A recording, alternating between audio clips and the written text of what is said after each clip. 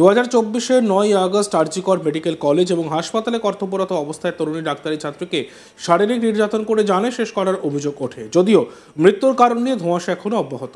প্রকৃত ঘটনা ধামাচাপা দেওয়া হয়েছে বলে অভিযোগ উঠেছে। এরপর কেটে গিয়েছে 6 মাসের বেশি সময়, কিন্তু এখনও ন্যায় বিচার পাননি অভয়ার বাবা মা। এরই মধ্যে এবার মেয়ের ডেথ সার্টিফিকেট পাওয়া নিয়েও নাজেহাল হতে হচ্ছে বলে অভিযোগ জানালেন অভয়ার বাবা মা। মেয়ের মৃত্যুর 1 সপ্তাহের মধ্যেই সেই ডেথ সার্টিফিকেট পাওয়ার কথা, কিন্তু সেই সার্টিফিকেট ইস্যু করা নিয়ে মেয়ের কর্মক্ষেত্র আরজিকর মেডিকেল কলেজ এবং কলকাতা পৌরসভার মধ্যে চলছে দড়ি টানাটানি। উভয় একে অপরের দিকে দায় চাপাচ্ছে, যা নিয়ে ফের একবার প্রশাসনের গাফিলতি বা অদৃশ্য অঙ্গুলি হেলনের অভিযোগ সামনে আসছে। এ বিষয়ে অভয়ার বাবা জানান, আমরা প্রথম দিকে সুপারকে মৌখিকভাবে বলেছিলাম। সে সময় উনি বলেছিলেন আমরা যত তাড়াতাড়ি সম্ভব করে দেব, কিন্তু নির্দিষ্ট সময় পার হয়ে গেলেও আমরা যখন দেখলাম যে তিনি করতে পারছেন না, তখনই লিখিত আবেদন করি। এরপর নানা অছিলায় আমাদের ঘোরানো হয়। এরপর আমাদের বলা হলো আরজিকর থেকে হবে না, এটা কলকাতা পুরসভার বড় 1 থেকে করতে হবে। পরে বড় 1-এ গেলাম, তারা বলল যেহেতু মৃত্যুটা আরজিকর চত্বরে হয়েছে, তাই এই ডেথ সার্টিফিকেট আরজিকর কর্তৃপক্ষ ইস্যু করবে। আরজিকর কর্তৃপক্ষ আমাদের বলেছে আগামী 4 দিন সময় দিতে। সেক্ষেত্রে স্বাস্থ্য ভবন থেকে বিশেষ অনুমতি নিয়ে এসে 4 দিনের মধ্যে ডেথ সার্টিফিকেট ইস্যু করা হবে। যদিও তিনি 99% নিশ্চিত যে এই সময়ের মধ্যে আরজিকর মেডিকেল কর্তৃপক্ষ এই ডেথ সার্টিফিকেট ইস্যু করতে পারবে না, কারণ এর পিছনেও রয়েছে ধামাচাপা দেওয়ার প্রচেষ্টা। এর পেছনে কোনো অসৎ উদ্দেশ্য রয়েছে কিনা সেটাও জানা নেই। প্রশাসনিক গাফিলতির কারণেই ঘটনা ঘটতে পারে বলেও তিনি মনে করছেন। অভয়ার বাবার অভিমত, আমার মেয়ের মৃত্যু সার্টিফিকেটটা আরজিকর থেকেই দেওয়া উচিত। আমার মেয়ের যে মৃত্যু হয়েছে সেটাই ঘোষণা করা হয়নি, তাই সেই সার্টিফিকেট পাওয়া যাচ্ছে না বলেই আরজিকর দিতে পারছে না। অভয়ার মৃত্যু মামলায় ইমার্জেন্সি মেডিকেল অফিসার পলি সমাদ্দার সেই সময় ডেথ সার্টিফিকেট ইস্যু করেননি। যদিও আদালতে দাঁড়িয়ে তিনি ডেথ ডিক্লারেশন সার্টিফিকেট দেওয়ার কথা বলেছেন, ফলে তার কথাতেও দ্বিচারিতা সামনে আসছে। এই ঘটনায় দেশের প্রধানমন্ত্রী নরেন্দ্র মোদীর সঙ্গে দেখা করার ইচ্ছে প্রকাশ করেছেন অভয়ের বাবা। তিনি জানান, আমার সমস্যার গুরুত্ব বিবেচনা করে যদি প্রধানমন্ত্রী আমাদের সঙ্গে দেখা করেন তাহলে খুব ভালো হয়। উনি যদি আমার এই মনের দুঃখ বোঝেন, সমস্যা সমাধানের জন্য একবার সহযোগিতা করেন, তার জন্য আমি ওনার কাছে চিরকৃতজ্ঞ থাকব। কারণ ইতিমধ্যে একবার খোলা চিঠি দেওয়া হয়েছে এবং 2বার ইমেল মারফত তার কাছে আবেদন জানানো হয়েছিল, কিন্তু এখনও পর্যন্ত তার কাছ থেকে কোনো উত্তর পাইনি। অভয়ের বাবা এই বিষয়ে কি বলেছেন শুনব। 7 মাস হয়ে গেছে। আমরা প্রথম দিকে মৌখিক সুপারকে ফোন করে বলেছিলাম। উনি তখন বলেছিলেন যে ঠিক আছে কাকু, আমি চেষ্টা করছি তাড়াতাড়ি করে দেওয়ার। কিন্তু যখন দেখলাম যে উনি গাফিল করছেন না, তখন আমরা লিখিত দরখাস্ত করি এবং তখন উনি বলেন যে আজকে 2 দিন টাইম দিন, করে দিচ্ছি। 4 দিন টাইম দিন, করে দিচ্ছি। তারপরে উনি বললেন যে আমরা যা যা পেপার চাইলেন দিলাম। তখন বললেন না, আরজিকর থেকে হবে না, এটা বড় 1 থেকে করতে হবে। বড় 1-এ নিয়ে গেলাম। বড় 1-এ নিয়ে গেলে ওনারা বলছেন যে না, এটা তো আরজিকর প্রিমিসে মৃত্যু হয়েছে, আরজিকর থেকেই দেওয়া হবে। আরজিকরে দেওয়া হবে বললে 2-3 দিন ঘুরিয়ে আরজিকর করতে পারলো না। তারপরে কাল উনি বললেন যে আমাকে 4 দিন টাইম দিন, সোমবার দিন আমি স্পেশাল পারমিশন স্বাস্থ্য ভবন থেকে নিয়ে এসে করে দেবো। 4 দিন। আমি বলছি 4 দিনের মধ্যে আপনি না করতে পারেন, আমাকে লিখিত দিতে হবে যে কেন আপনি করতে পারছেন না। সেটা উনি কি করবেন না সেটা সোমবার দিন আমরা জানতে পারবো। আচ্ছা, না, হসপিটালের যেটা নিয়ম সেটা হচ্ছে যে ব্রড ডেট যদি হয় তবেই সেক্ষেত্রে কেএমসি দিতে পারে। ওনারা বলেছিলেন যে ব্রড ডেট করে দেবো। আমি ঠিক আছে, ব্রড ডেট করে দিন না, তারপর তো আমরা বুঝবো। আমার মেয়ে তো হসপিটালের মধ্যেই মারা গেছে, হসপিটালের ভেতরেই। তাহলে ব্রড ডেটটা কি করে হবে? তাহলে গত 9 আগস্ট ঘটনা ঘটেছে, তার কতদিন পরে দেওয়া উচিত, মানে নিয়মে কি বলে? পরের দিন আমাকে তো পরে 1 সপ্তাহের মধ্যে দিয়ে দেওয়া উচিত ছিল। তারপরে প্রায় 6 মাসের বেশি হতো। হ্যাঁ, ওদের নেগলিজেন্সি, ধামাচাপা দেওয়ার যে প্রচেষ্টা যে আছে, এইটা প্রকাশ্যে আরো প্রকাশ্যে, এটা তার একটা উদাহরণ। তারপরে একদিকে মৃত্যু, সেটাকে নিয়ে একটা ছেলে খেলা করা হলো, ধামাচাপা, তারপরে ডেথ সার্টিফিকেট সেটাকে নিয়ে একটা সেটা তো এখন যা অবস্থার মধ্যে আছে দিতে পারবে না মনে হচ্ছে কোনো রকম ভাবে।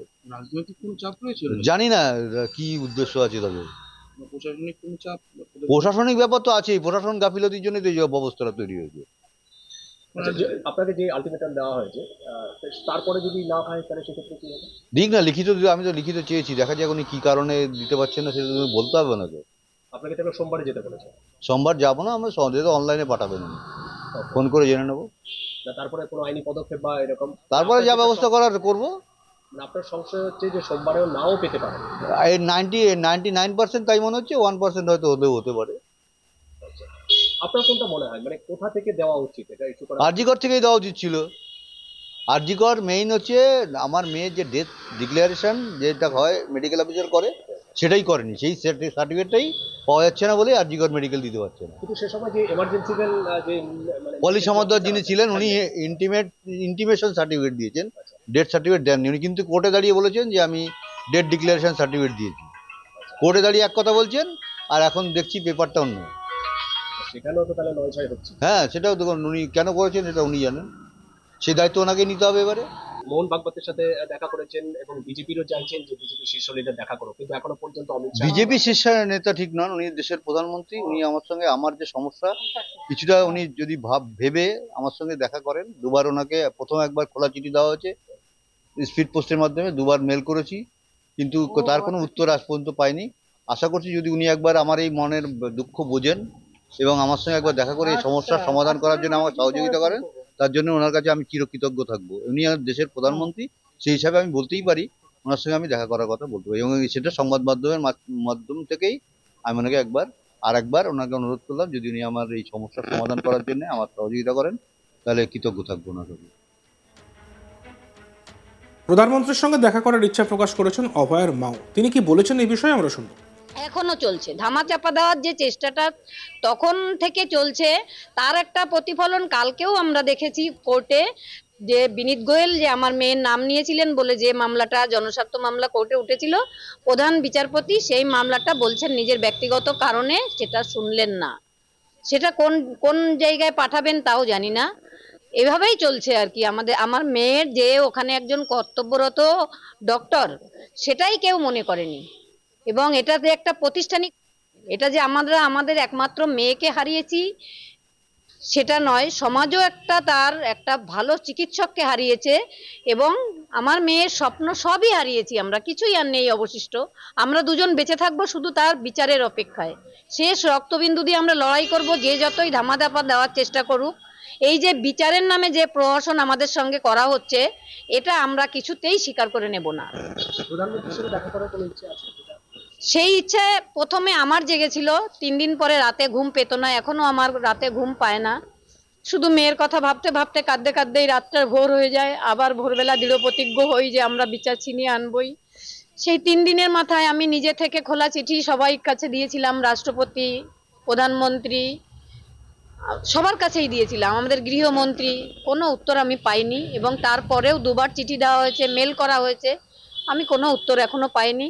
তাও আমি বলবো, অনুরোধ করব করজোড়ে, এই সন্তানহারা বাবা মায়ের বিনীত অনুরোধ থাকবে আমাদের প্রধানমন্ত্রীর কাছে যে আমাদের মনের কষ্টটা একটু বুঝে যদি একটু আমাদের সময় দেন আমাদের সঙ্গে দেখা করার, তাহলে আমরা কৃতজ্ঞ থাকবো ওনার কাছে, এবং আমাদের যে একটু হলেও মনে সান্ত্বনা হবে যে উনি আমাদের কথা একটু হলেও শুনেছেন। দেখতে থাকুন আজ তাক বাংলা। ভিডিওসগুলি ভালো লাগলে লাইক করবেন, কমেন্ট করবেন, শেয়ার করবেন, চ্যানেলটিকে সাবস্ক্রাইব করতে ভুলবেন না।